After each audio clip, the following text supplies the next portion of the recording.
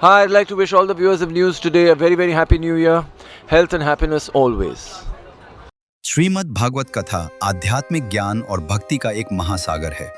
श्री पुरुषोत्तम जी महाराज अपनी सरल भाषा और मधुर भजनों के माध्यम से भगवान कृष्ण की लीलाओं का वर्णन करते हैं, जो भक्तों के हृदय को स्पर्श करती हैं। आइए देखते हैं न्यूज टुडे चैनल के माध्यम से पूरी खबर। 4 महीने हो गए, एक गायत्री मंत्र याद करके नहीं सुना सकते। क्यों?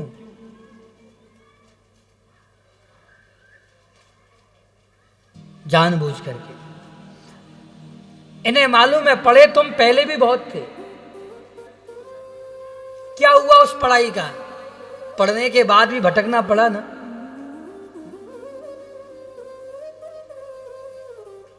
इस बार तो भजन करना है, क्योंकि पढ़ाई कभी खत्म ही नहीं होनी है। मैं गायत्री मंत्र याद करके सुना दूंगा, कल पिताजी कहेंगे स्वस्ति वाचन याद करो।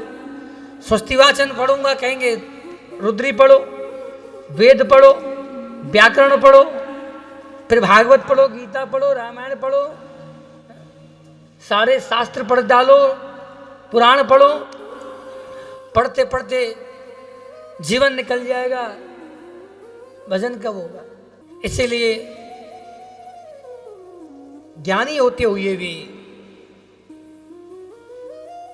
ऐसा अभिनय करते हैं जैसे कुछ नहीं आता। इन्हीं की याद में पिता का शरीर पूरा हुआ। जाते जाते इनसे बड़े भाइयों को बोल गए, इसका ध्यान रखना। भाई लोग तो ध्यान रखते भी थे। भोजन करने का समय होता था तो याद करते थे, भरत कहाँ है? भाभियाँ कहती आप जाओ काम पे, हम खिला देंगी बाद में। अब भाभियों को इनसे बड़ी चिढ़ थी। किस बात की? बोले हम अपने पतियों को रोज बादाम घोट घोट के खिलाती हैं, तो भी 1.5 हड्डी के, और ये देखो फूले जा रहे हैं। ये जानबूझ करके ऐसी ऐसी भूसे की रोटी, जो चोकर बचता है ना आटा छानने के बाद, उसकी रोटी बना देती, वो भी एक तरफ से जली और एक तरफ से कच्ची, और ऐसे फेंक देती। और भरत जी उसी को हाथ में लेकर के प्रणाम करते, भोग लगाते। अमृतवद व्यवहारते, उसी को अमृत के समान पाते थे। स्वाद ना व्यंजन में नहीं, स्वाद भूख में होता है। जब भूख ना हो ना तो व्यक्ति के नखरे अलग ही होते हैं। जब भूख लगती है तो फिर कैसा भी अच्छा लगता है।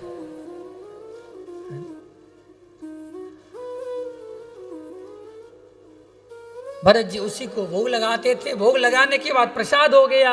अब प्रसाद में कभी भी स्वाद की कल्पना नहीं करनी चाहिए, अमृत के समान उसे पाते थे। एक दिन भाभियों ने कहा भरत जी की अपने अपने पतियों से कि आप इन्हें भी कोई काम धंधा क्यों नहीं सिखाते? ये ऐसे कब तक रहेंगे? ठीक है, आज लेकर के गए खेत में, हाथ में छड़ी पकड़ा दी। देखो उधर फसल पक रही है, चिड़ियां आ रही हैं, उन्हें भगाओ। उससे भी पहले फावड़ा यहां खोदो। अब भरत जी हाथ में फावड़ा लिए, नेत्र बंद हैं, हृदय में भगवान का सुमिरन चल रहा है। खनते जा रहे हैं, खोदते जा रहे हैं, एक ही जगह खनते खनते थोड़ी देर में भाई लोगों ने आके देखा तो एक छोटा सा कुआं बना दिया था। ये क्या किया? अब इसे भरो। और चारों तरफ से मिट्टी ला के भरे जा रहे हैं, भरे जा रहे हैं। भरते भरते भरते महाराज एक छोटा सा पहाड़ बना दिया। खनन कहें तो कूप बनावे, और पूरन कहें तो सैल चढ़ावे। ये काम इसके बस का नहीं। छड़ी पकड़ा दी, देखो उधर फसल पक रही है, चिड़िया आ रही है, उन्हें भगाओ। कुछ नहीं करना, बस छड़ी दिखानी है, हल्ला करना है, चिड़िया लौट जाए। अब ये छड़ी लेकर के जा रहे हैं, देखा सामने से प्यारी प्यारी रंग बिरंगी चिड़ियां आ रही हैं। ये सोचते कहीं मुझे देख के लौट न जाए। छड़ी तो एक तरफ फेंक दी, ये पूरब से चिड़िया आती तो ये पश्चिम की तरफ आते, पश्चिम से चिड़िया आती तो उत्तर की तरफ मुड़ जाते। मैं कौन होता हूँ भगाने वाला? राम जी की चिड़िया राम जी का खेल, खाओ मेरी चिड़िया भर भर पे। राम जी की चिड़िया राम जी को के, खाओ मेरी चिड़िया भर भर पे। राम जी की चिड़िया राम जी का खेल, खाओ मेरी चिड़िया भर भर पे। राम जी की चिड़िया राम जी को के, खाओ मेरी चिड़िया भर भर पे। राम जी की चिड़िया राम जी का खेल, खाओ मेरी चिड़िया भर भर पे। थोड़ी देर में भाइयों ने आके देखा तुम्हारा पूरी फसल साफ। बोले ये काम इसके बस का नहीं। लौटते समय इनको खेत की मेड़ पर बिठा दिया। ये तो कुछ करने वाले हैं नहीं, कम से कम रात में जो पशु आते हैं वो इन्हें देख करके लौट जाए। एक बार मैया आ जाओ, फिर आके चली जाना।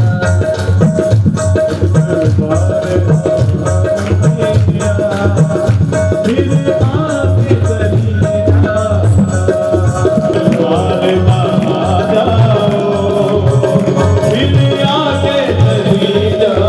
एक बार मैया आ जाओ,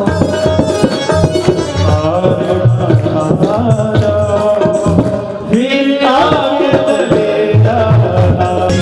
से बोलो प्यार से बोलो, सारे बोलो मिलकर बोलो,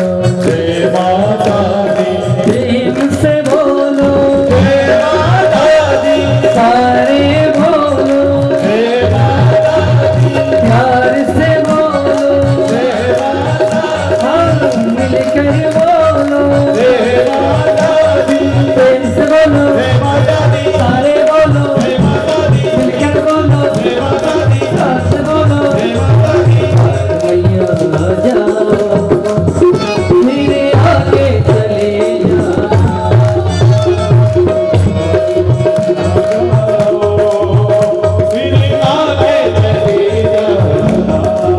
प्रेम से बोलो सारे बोलो, मिलकर बोलो सारे बोलो।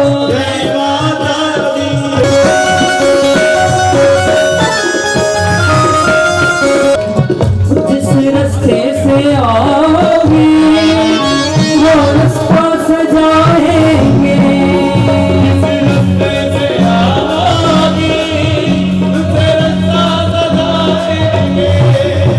तेरी बाहों में मेरी माँ हम नैना बिछाएंगे।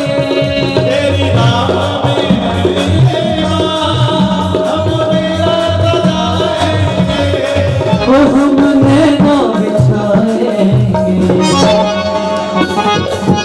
एक विनती सुन ले माँ, फिर से न टकराना।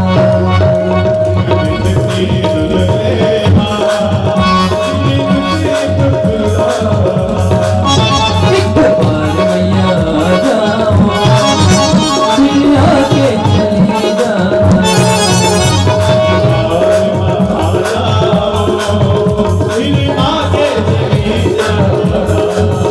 फिर आके चली जाना, फिर आके चली जाना।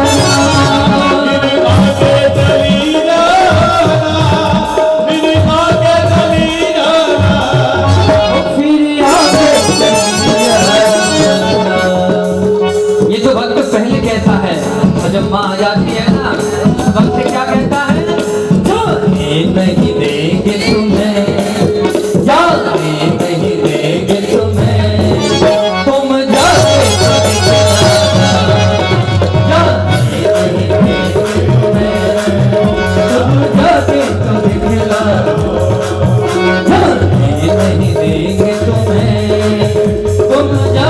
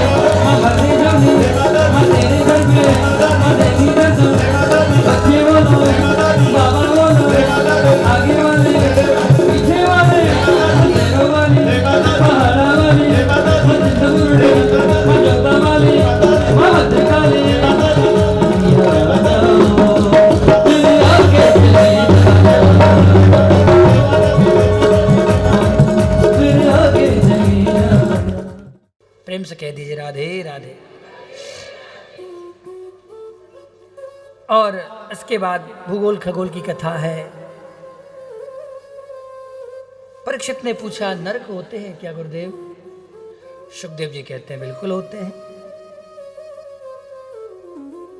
इसको ऐसे समझो जैसे स्वर्णाभूषण है, आपके आभूषण पुराने हो गए, टूट फूट गए, आप क्या करते हैं? स्वर्णकार को ले जाकर देते हैं, वो उसे तपाते हैं, ठोक पीट करके उसको बिल्कुल नया सा बना के आपको लाके देते हैं। आपका कोई लोहे का कोई हथियार है, औजार है, वो टूट गया, पुराना हो गया, धार चली गई, आप क्या करते हैं? लोहार को ले आकर देते हैं, वो भी अपनी धौकनी में डालते हैं, उसको ठोक पीट करके बढ़िया से नया सा बना के ला के देते हैं। कपड़े आपके थोड़े बहुत गंदे हुए आपने घर में ही धो लिए, ज़्यादा गंदे हो गए आपने धोबी को दे दिए। वो क्या करता है? धोबी घाट पे ले जा करके पछाड़ता है। देखा है आप, जब अगर कभी आप धोबी घाट पे जाके देखोगे ना, वो जिस तरह से कपड़ों को पटकते हैं, आपका दिल नहीं करेगा कि आप कभी कपड़े धो। उन्हें काहे की दया, ऐसे पटकते, और तभी तो उसको साफ करके लाके देते।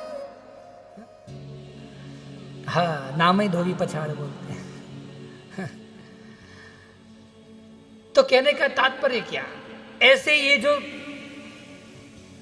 जीवात्मा है संसार में आया था बिल्कुल निर्मल आया, तभी तो हर जगह जाने से डरता था। जैसे कोई धोबी के धुले और वो भी सफेद हो, ऐसे कपड़े पहन के चल रहा हो, तो उसके नखरे देखो। अगर आपके घर आएगा तो ऐसे नहीं बैठेगा, उसे पहले सोफा चाहिए।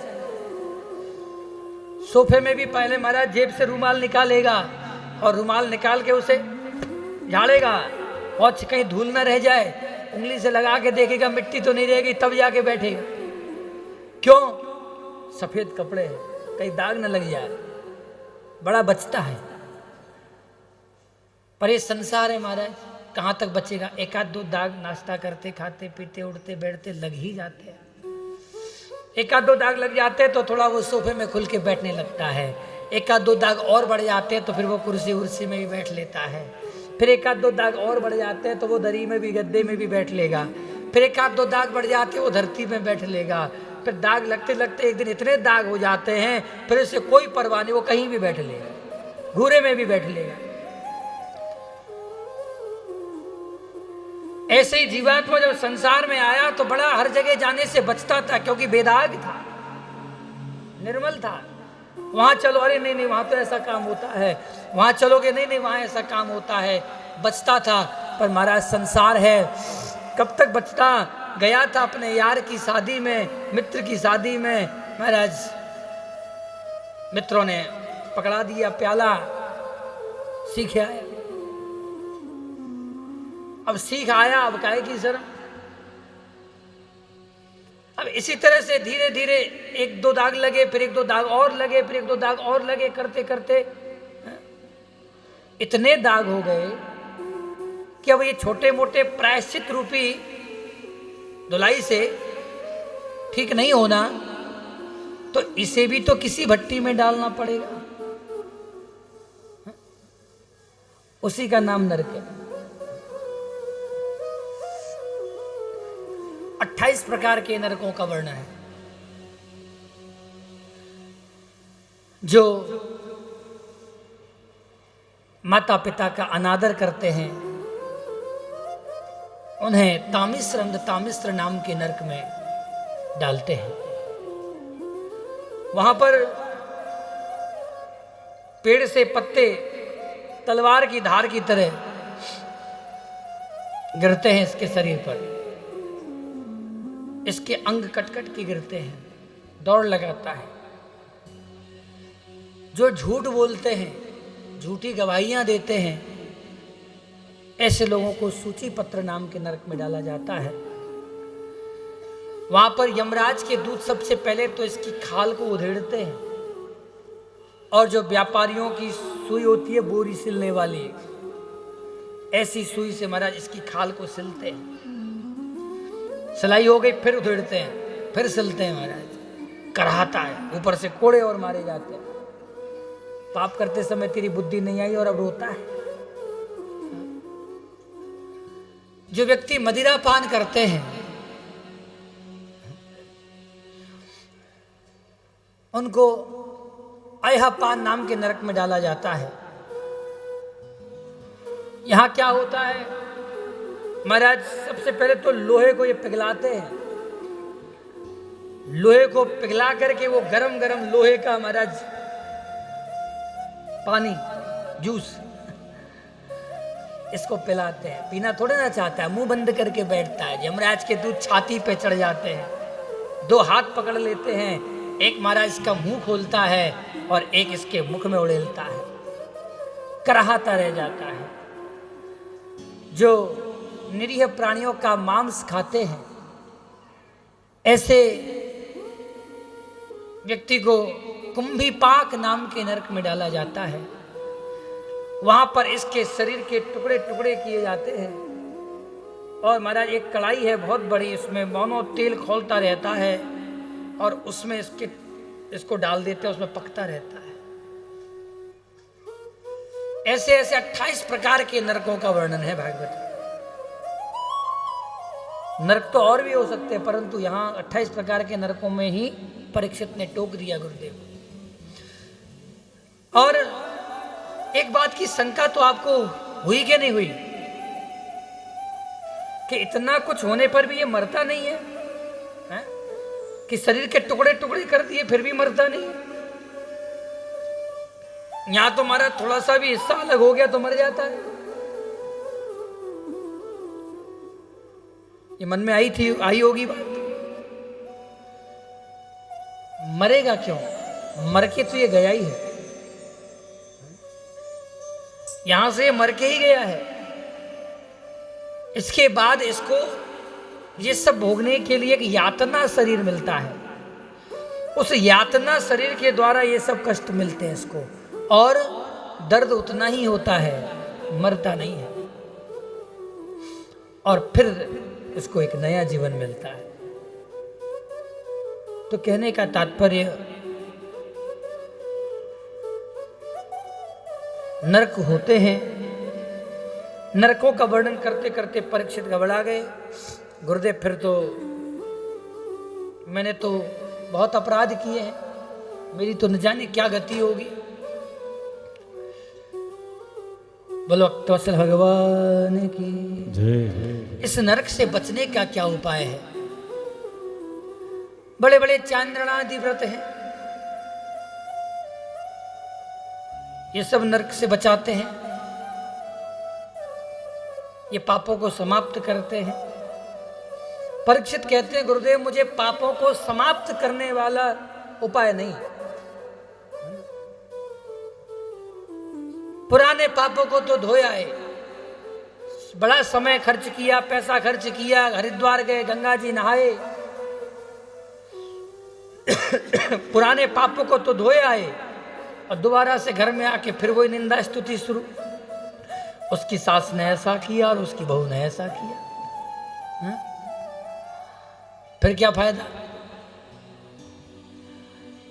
तो मुझे पापों को समाप्त करने का कोई उपाय नहीं, मुझे तो पाप करने की जो आदत है वो आदत ही मिट जाए, ऐसा कोई उपाय बताइए, ये पाप करने की आदत ही न रहे। बोले भागवती गंगा में और भागीरथी गंगा में यही अंतर है। भागीरथी गंगा पापों को धोती है, पापों को समाप्त करती है, और भागवती गंगा जो पाप करने की आदत है उस आदत को ही समाप्त करती है। प्रेम से कह दीजिए राधे राधे।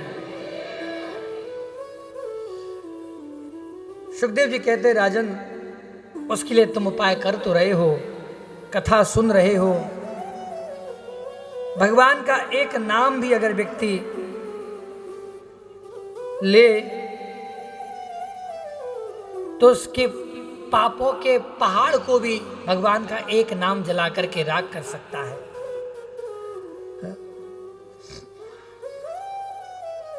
केचित केवलया भक्त्या वासुदेव परायण अहम घुन्वन्ति कास्मेन निहारमिव भास्कर।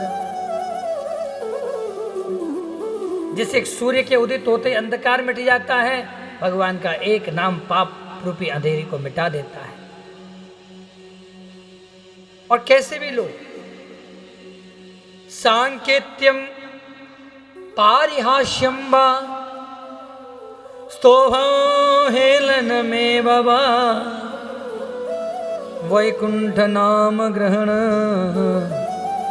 मसेसागहरम विदु। कैसे भी लो भगवान का नाम लो, कल्याण ही करेगा। अजामिल तर गया, अजामिल बच गया नरक जाने से। कान्य कुब्जे दुजह कश्चित दासी पति अजामिल कि नामना नष्ट सदाचारो दास्या संसर्ग दूषिता। एक अजामिल नाम का ब्राह्मण वन से समिधा लेके लौट रहा था। रास्ते में एक जल क्रीड़ा करते हुए वेश्या स्त्री को देख लिया, उसी के साथ ही उसके घर चला गया। देखो, पाप का प्रवेश द्वार है ना, ये नेत्र और कान, यही पाप के प्रवेश द्वार हैं। कोई भी पाप अगर जीवन में आएगा, मन में आएगा, या तो वो आंखों के रास्ते आएगा या कानों के रास्ते। कौन बचेगा? बोले जो कानों से कथा सुनते हैं और आंखों से भगवान का दर्शन करते हैं। क्योंकि जहां राम तहां काम नहीं, और जहां काम नहीं राम। तुलसी कबहू की रही सके, रवि रजनी एक ठाम। अगर चाहते हो मन में पाप ना आए, मन में काम ना आए, तो मन में पहले राम को बिठा दो, काम दूर दूर तक नहीं भटकेगा। अगर राम को नहीं बिठाया तो फिर हम पाप से बच नहीं पाएंगे। लोग कहते हैं शरणागति से फायदा क्या होता है? शरणागत होने का क्या फायदा है? बोले शरणागत होने का सबसे बड़ा फायदा यही है, व्यक्ति शरणागत होने के बाद कोई भी कार्य करने से पहले उसे भगवान का ख्याल आता है कि यह जो कार्य मैं कर रहा हूं या कर रही हूं, यह क्या मेरे ठाकुर को प्रिय है? प्रेम से कह दीजिए राधे राधे।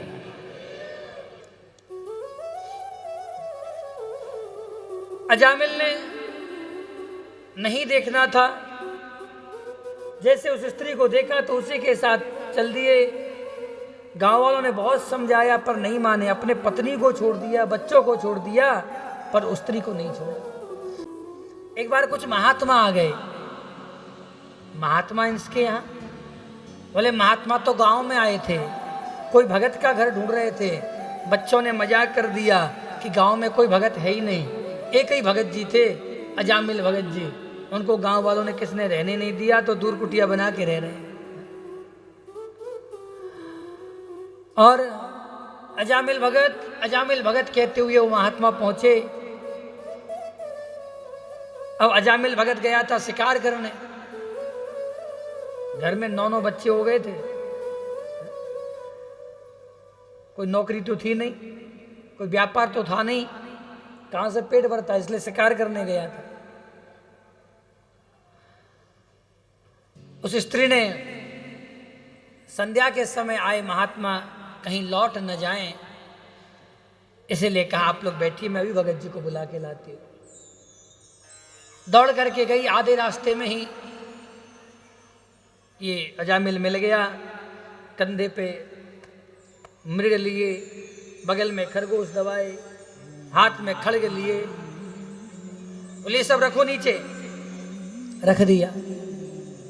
बोले आज संत आए हैं घर में, तो मैं अजामिल भगत कह के पुकार रहे हैं, आज के लिए तुम भगत बन जाओ। अच्छा कैसे बनना है? धोती पहना दी, पगड़ी बांध दी, वहीं पत्थर घिस के माथे पे चंदन लगा दिया, बन गए भगत जी। कितना टाइम लगता भगत बनने? और कह दिया जाके प्रणाम करना, कुछ बोलना नहीं, ज्यादा बोलने से भेद खुल सकता है। बोलने का काम नहीं है, प्रणाम करना। और अजामिल ने आकर के महात्माओं को प्रणाम किया। जैसे प्रणाम किया, अब स्त्री ने कहा था प्रणाम करना कितनी देर करना, ये तो कहा नहीं था। प्रणाम ही करता रहा। महात्माओं ने हाथ पकड़ के उठाया, वाह भगत जी वाह, हमने तो केवल सुना भर था, आप तो सच में भगत जी हो, इतनी लंबी डंडो। संतों का दर्शन करने के बाद मन में पाप को रख नहीं पाया अजामिल ने कहा मैं कोई भगत नहीं हूं, आप लोगों को किसी ने धोखा दिया है, मैं भगत नहीं हूं, मैं तो एक पतित पामर हूं, वेश्यागामी हूं। संतों ने सोचा ये पापी जरूर होगा, परंतु इसके मन में पाप नहीं है, क्योंकि आज तक किसी चोर ने कहा है कि मैं चोर हूं, किसी पापी ने कहा है मैं पापी हूं। मन में पाप नहीं है इसका मन साफ है। हम तो यहीं रहेंगे, ज्यादा होगा तुम्हारे हाथ का नहीं खाएंगे, हम खुद बना लेंगे, तुम सीधा सामान दे दो। महात्माओं ने स्वयं बनाया, महाराज प्रसाद सुंदर बढ़िया टिक्कड़ बनाए, भोग लगाया, ठाकुर जी को प्रसाद खुद पाया और वो प्रसाद अजामिल को भी दिया, सब बच्चों को दे दो। अगले दिन जब जाने लगे तो बुलाया अजामिल को, बताओ तुम्हारे घर में बच्चे तो बहुत दिखाई दे रहे हैं, कितने? शर्माते हुए बोला महाराज 15 दर्जन है, और एक पेट में भी है। अच्छा इन सबके नाम क्या हैं? और नाम ऐसे, किसी का नाम कल्लू, कोई मल्लू, कोई निठल्लू, ये सब पंडितों के रखे नाम है? नहीं महाराज, कोई पंडित आता ही नहीं था मेरे घर में, सब कहते तेरे घर का हम पानी नहीं पीते, तो वेश्यागामी हैं, हम कैसे आए तेरे घर में? तो इसलिए मैंने अपने मन से नाम रख दिए। अच्छा चलो ठीक है, जो गर्भ में बालक है उसका नाम हम रख दें। बोले इससे अच्छी बात क्या होगी? तो महात्माओं ने पेट में ही उस बालक का नाम रख दिया नारायण। जब ये बालक हो तो इसका नाम तो नारायण रखना। अब तो पेट से ही मेरा नारायण, मेरा नारायण। एक दिन नारायण का जन्म भी हो गया। हमारे यहाँ भोजन करने बैठे तो गोद में लेके, बाजार जाए घूमने तो कंधा पे बिठाए के, सोवे तो छाती से लगाए के, हर समय नारायण नारायण नारायण। वो नारायण एक दिन 5 वर्ष का हुआ, बाहर खेल रहा था, इतने में यमराज के दूत आए अजामिल को लेने के लिए। यम पास फेंका, इसने घबरा करके नारायण बोला। अब इसका नारायण बाहर खेल रहा था, उसने तो सुना नहीं। आकाश मार्ग से भगवान के पार्षद जा रहे थे, उन्होंने सुन लिया, एकदम से उतर के आए और यमपास को काट दिया। यमदूतों ने कहा सरकार क्या किया आपने, हम तो इस पापी को लेने आए हैं। बोले अभी अभी इसने नारायण का नाम लिया, क्या अब भी ये पापी रह गया?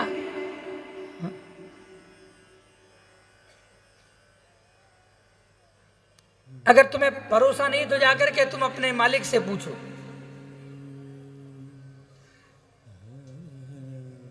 अंते नारायण स्मृति कहा गया है। इसने अंतिम समय में भगवान का नाम लिया है तो सब पापों से मुक्त हो गया। और फिर यमदूतों ने कहा सरकार इसने अपने पुत्र का नाम लिया है, नारायण का नाम नहीं लिया। विष्णु पार्षदों ने कहा एक बात बताओ, इसका पुत्र जब नहीं था तो क्या नारायण का नाम नहीं था? बोले था। एक दिन इसका पुत्र मर जाएगा तो क्या नारायण का नाम भी मिट जाएगा, समाप्त हो जाएगा? बोले नहीं, नारायण का नाम तो तब भी रहेगा। तो इसका मतलब क्या है? इसके पुत्र का तो नाम रखा गया है, वास्तव में सत्य नाम तो नारायण का ही है ना। संसार के जो नाम होते हैं हम एक दूसरे को बुलाने के लिए जो भी रखते हैं, ये काम चलाओ ही तो है, काम चलाने के लिए। सत्य नाम तो भगवान का ही है।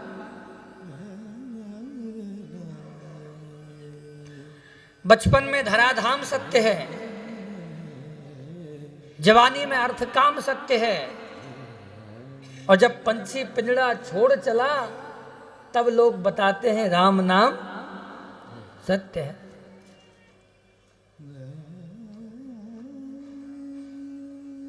राम नाम के बोलने में थोड़ा डर लगता है क्या? हाँ? यही तो दिक्कत है। जब बोलने का समय है तब तो कोई बोलता नहीं, और जब मालूम है कि अब ये सुनेगा नहीं, हाँ? अब जब बचा नहीं तो सुनेगा क्या? उस समय उसके कान पे चिल्ला चिल्ला के बोलते हैं राम नाम सत्य है, राम नाम सत्य है। भैया जब ये चीज बोलना है पहले बोलो, उसके बाद तो कोई फायदा ही नहीं।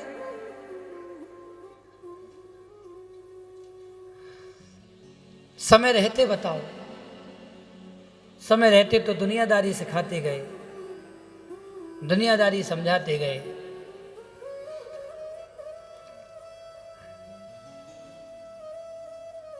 अच्छा, वो जो बोलते हैं ना, वो भी सिर्फ उसी के लिए बोला जाता है, अपने लिए कोई ध्यान नहीं रखता। तब भी जोर जोर से बोलते हैं।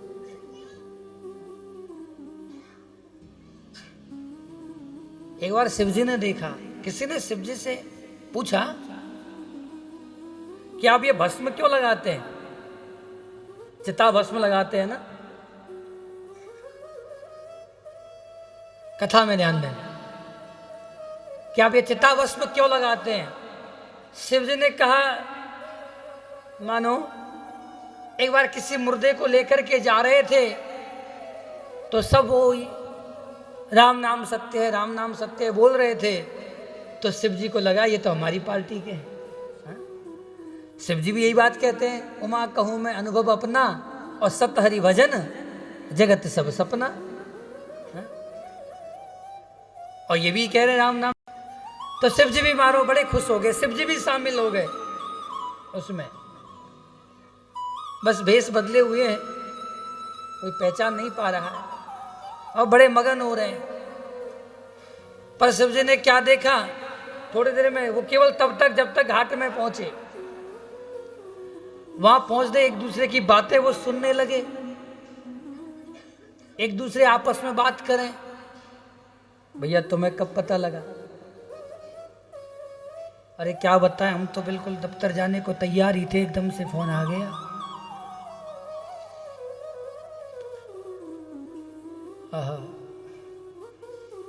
दूसरा बोला अरे क्या बताएं,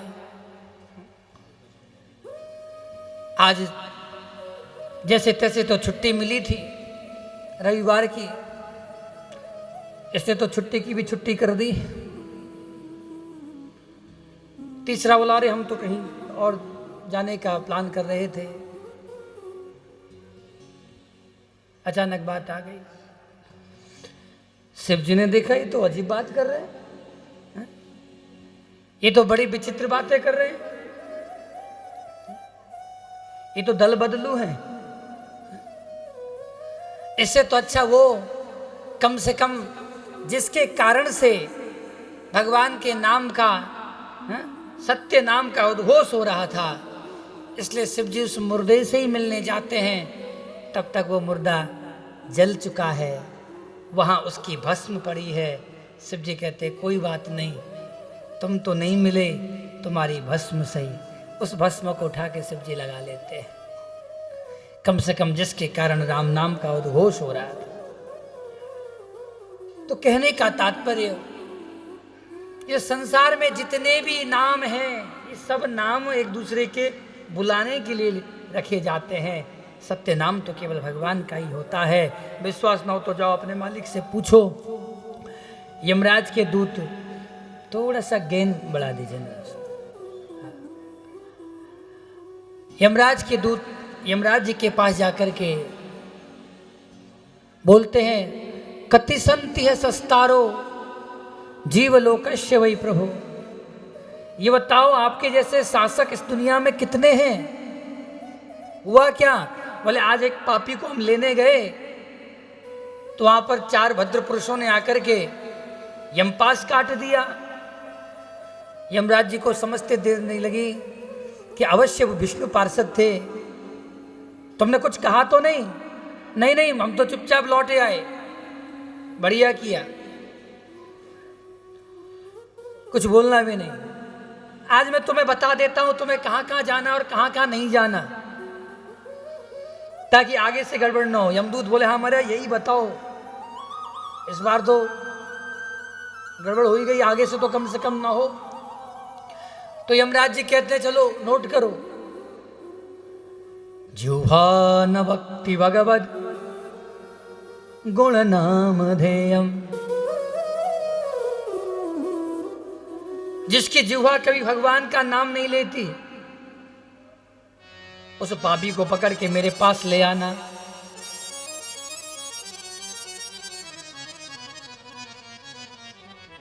चेतश्च न स्मरति तच्चरणारविंदम। जिसका चित्त कभी भगवान का स्मरण नहीं करता, ऐसे पापी को पकड़ के तुम मेरे पास ले आना। कृष्णाय नो नमति यच्चिर एकदापि तानानयत्वमसतो कृत विष्णु कृत्या। जिसका सिर कभी मंदिर में जाकर के गुरुजन के आगे, माता पिता के आगे नहीं झुकता, ऐसे पापी को पकड़ के मेरे पास ले आना। और जो कभी कथा नहीं सुनता, ऐसे पापी को पकड़ के मेरे पास ले आना। और खबरदार, कथा सुनने वालों को मत लाना। यमराज के दूत बोले ठीक है सरकार, हमने ये सब लिख लिया, पर एक बात बता दो, कथा सुनने वालों को तो हम नहीं लाएंगे, पर उनका क्या करें जो कथा में जाके सोते हैं। प्रेम से कह दो राधे राधे। यमराज जी भी सोच में पड़ गए, उनका क्या किया जाए। यमराज जी बोले एक काम करो, कथा में जाके सोने वाले का बाद में विचार करेंगे, पर उसे नहीं छोड़ना जो कथा में जाके बोलता है।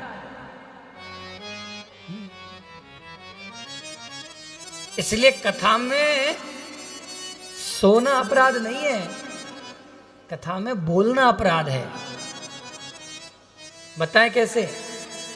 बताना तो पड़ेगा, है ना।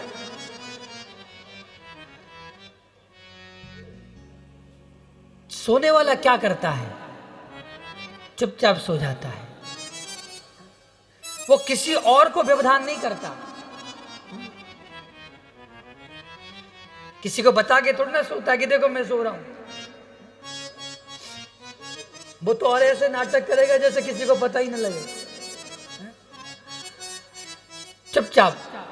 अब बोलने वाला, जब व्यक्ति कोई एक बोलता है तो उसके आसपास के 4 से 10 लोगों का ध्यान उसमें जाता है, तो उसको किस चीज का अपराध लगता है कि उसके बोलने से 4-6 लोगों का जो ध्यान बटा, वो व्यवधान करने का दोष लगता है उसको।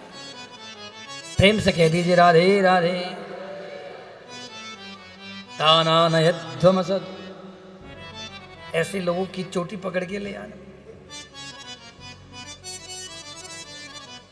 हाँ, कथा सुनने वालों को यमराज के दूत नहीं ले जाते। आज की तारीख नोट करके आप भी रख लेना, हम भी रख लें। हाँ, क्या मालूम यमराज के दूत गलती से आ जाए, आना हो कहीं और आ जाए, कहीं डायमंड सिटी साउथ में आना हो, नॉर्थ में आ जाए। तो झट से आप खोल के दिखा देना डायरी, हमने इस तारीख में यहाँ बैठ कर के ऐसे ऐसे कथा सुनी थी, लौट जाएंगे।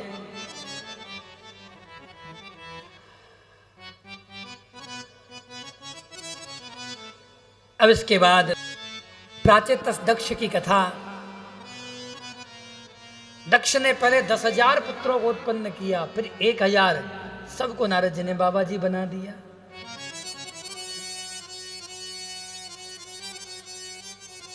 नारद जी हैं ही ऐसे, इनके सामने जो पड़ जाए मरा उसी को बाबा जी बना दे।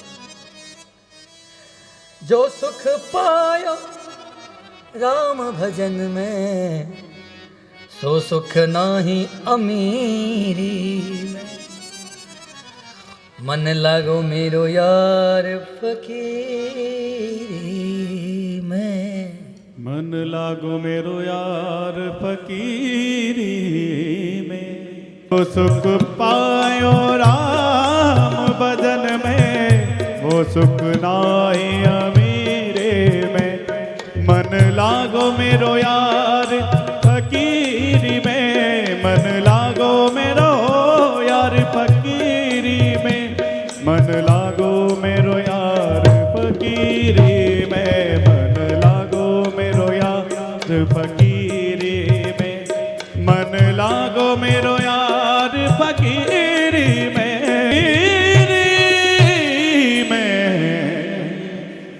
बोलो वक्त वसल भगवान की। उनकी डोली में बाल्टी, जो भी भिक्षा देनी है आप शीघ्र करेंगे। उधर दर्शन दीजिए। हाँ। स्वागतम बामन, स्वागतम बामन, सुस्वागतम बामन, स्वागतम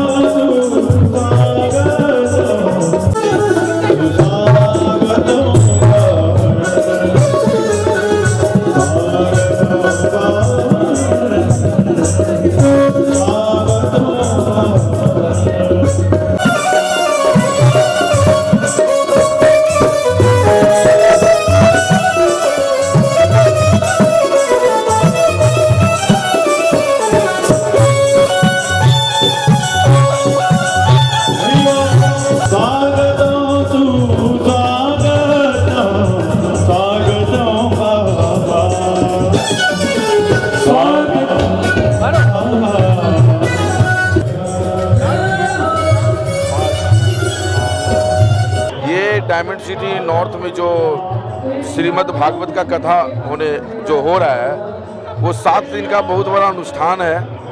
और ये सब हम डायमंड सिटी में रहने वाले जो रेसिडेंट्स, हम पंकज और मेरे जो भाई बंधु लोग हैं, वही इनको जो है मिलके कर रहे हैं। और ये बहुत ही आनंदमयी, जो अभी मेरा ये चौथा दिन, आज जैसे कृष्ण जन्मोत्सव है, 52 अवतार है, ऐसे करके ये मेरा चौथा दिन है, भागवत का ये चौथा दिन है। और बहुत आनंदित अनुभव कर रहे हैं हम लोग, सारे इष्ट मित्र बंधु भाई सभी को यहाँ जमा हुए हैं। काफ़ी आदमी हमारे रिलेटिव बाहर से आए हैं और बहुत ही आनंद महसूस कर रहे हैं। और मेरे को लग रहा है कि भगवान ऐसे ही जो है हम लोग सद्बुद्धि देते रहे। बहुत बहुत नमस्कार। जय श्री कृष्ण, जय श्री कृष्ण। बहुत ही अच्छा हो रहा है, सुबह से लेकर शाम तक बहुत ज़्यादा भीड़ है और लोग बहुत ज़्यादा ही पसंद कर रहे हैं पूरे फंक्शन को। अरे वाह, हम बहुत खुश नसीब है जो हमें ये मौका मिला अटेंड करने का। All thanks go to Pankaj Jay ji and Lucy दीदी। स्वामी जी की वाणी बहुत ज़्यादा अच्छी है, उनको सुनकर सच में लगता है कि हाँ हमें ये सब चीज़ें अटेंड करनी चाहिए, बिकॉज हम जनरली ज़्यादा आते नहीं हैं, पर बहुत ज़्यादा मज़ा आ रहा है आके। और आगे का हम वेट कर रहे हैं कि और क्या क्या आना होना बाकी। आज कृष्ण जन्म है तो बहुत ज़्यादा एक्साइटेड है लोग, बहुत ज़्यादा बड़ी तादाद में आए हुए हैं। तो चलिए देखते हैं आगे और क्या होता है। नमस्ते सभी को। ये 25 तारीख से 31 तक ये प्रोग्राम चलेगा, भागवत चलेगा। हम कभी ये सब अटेंड नहीं करते तो हमारे लिए काफ़ी नया है ये, और अटेंड करने के बाद समझ में आ रहा है कि कितना कुछ सीखने को मिलता है, कितना कुछ सीखने को है ये प्रोग्राम। काफ़ी उत्साह का माहौल है। संडे का दिन है, बहुत लोग हमारे बीच उपलब्ध है, काफ़ी अच्छा लग रहा है देख के।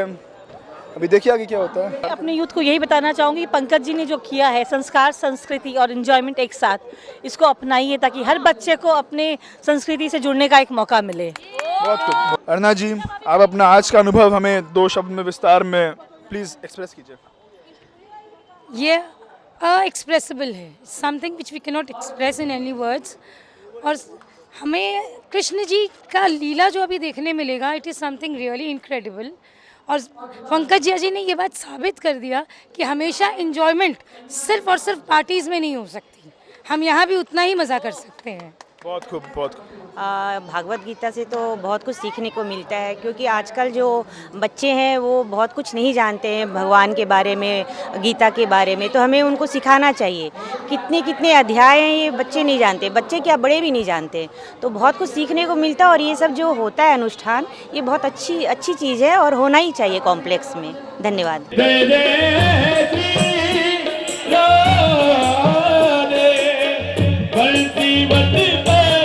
यमुना तट पर कानारा रचाए, गोपी बन के शंकर आए, गोपेश्वर कहलाए। डम डम डमरू बाजे काना की मुरली पे, डम डम डमरू बाजे काना की मुरली पे, सब जग नाचे रे शाम तक राधा नाचे, राधा नाचे कृष्ण नाचे, नाचे गोपिन, अरे राधा नाचे कृष्ण नाचे, राधा नाचे कृष्ण नाचे, नाचे गोपिन, हो राधा नाचे कृष्ण नाचे गोपिन। ओ मन मेरा बन गए सकीनी पावन वृंदावन, मन मेरा बन गए सकीनी पावन वृंदावन।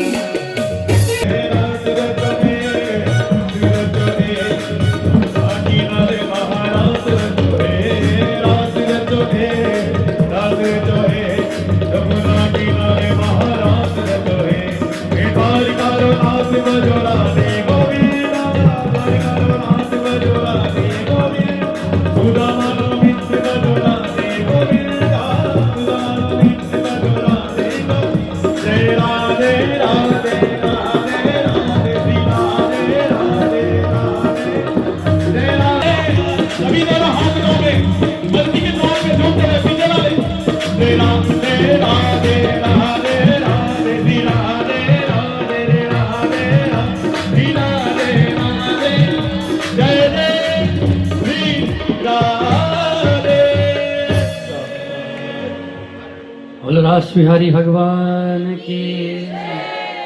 ओ मोहे अपनी, ओ मोहे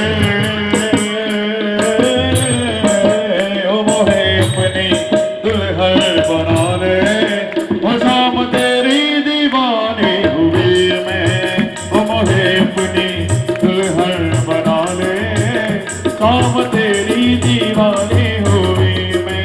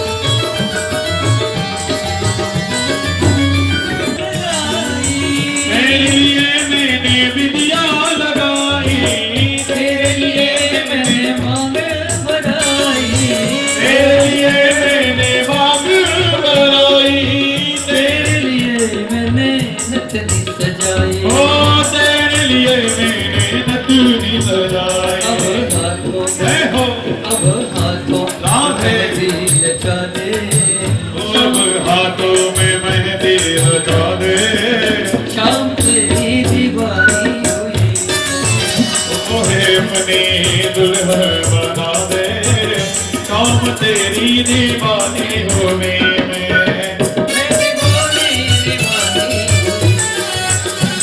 दीवानी दीवानी हुई मैं।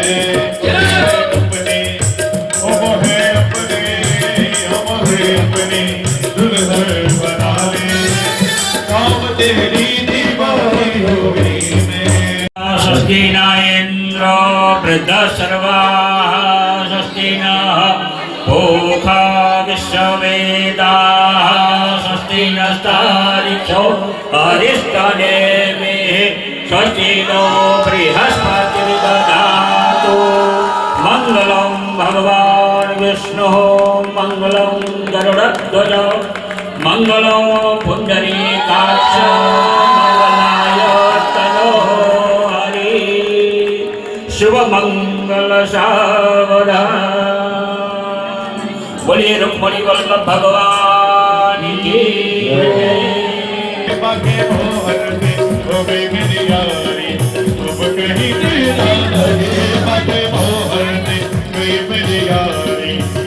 कहीं दिल ना लग हो मेरी छुट गई दुनियादारी, मेरी छुट गई दुनियादारी, अब कहीं दिल ना लगे हो बाके मोहन से, हो बाके मोहन से, हो बाके मोहन से हो गई मेरी यारी, अब कहीं दिल ना लगे बाके मोहन से हो गई मेरी यारी, अब कहीं दिल ना लगे करके इशारों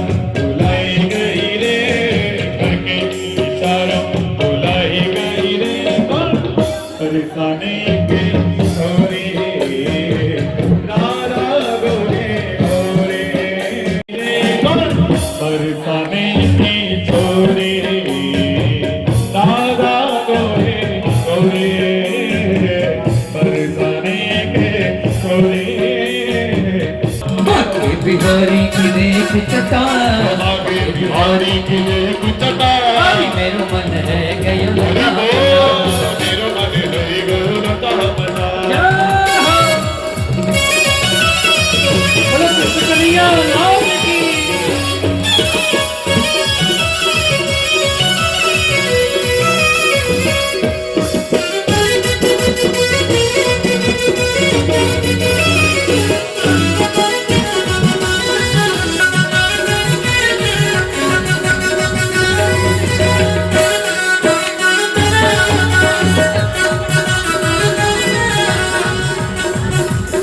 मोर मुकुट श्यामल तनधारी, मोर मुकुट श्यामल तनधारी, मोर मुकुट श्यामल तनधारी, मोर मुकुट श्यामल तनधारी, कमर पे बांधे पीरो पटा, कमर पे बांधे पीरो पटा।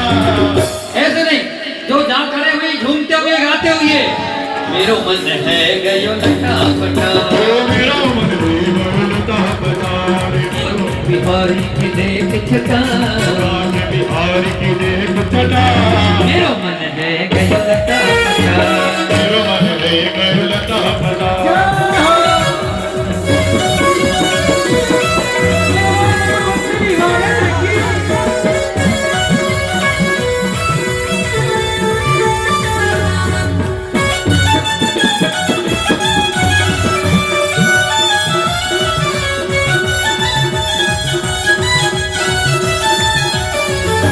रहना चाहूँगा तुम जरूर है,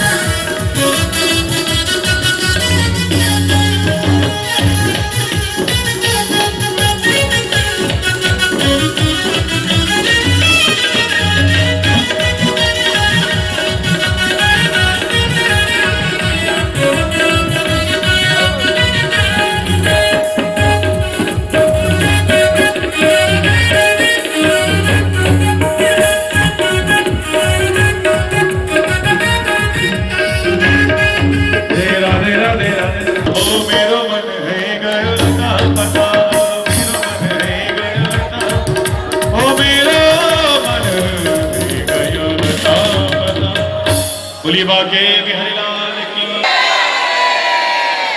जय श्री राधे।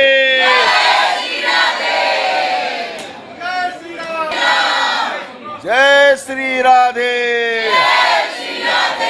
बरसाने वाले की जय। जय श्री राधे। यहाँ बहुत दिव्य कार्यक्रम संपन्न हुआ नॉर्थ डायमंड सिटी में। जो विगत 7 दिन से जो कार्यक्रम चल रहा था 25 से लेकर के 31 के बीच में, और यह दिव्य कार्यक्रम इस भालोटिया परिवार में और अपार जन समूह के साथ में यहाँ बहुत पूरे डायमंड सिटी के भक्तों ने और अन्य भी भक्तों ने इस भागवत का लाभ लिया, आनंद लिया। बहुत दिव्य कार्यक्रम हुआ। सही भक्तों के बीच में बहुत ही आनंद के साथ यह कार्यक्रम संपन्न हुआ है। हम साधुवाद धन्यवाद देते हैं भालोटिया परिवार को, आप सभी भक्तों को जिन्होंने यहाँ करके भागवत का लाभ लिया, भागवत श्रवण किया। भागवत भगवान की कृपा सब पर बरसे। जय श्री राधे।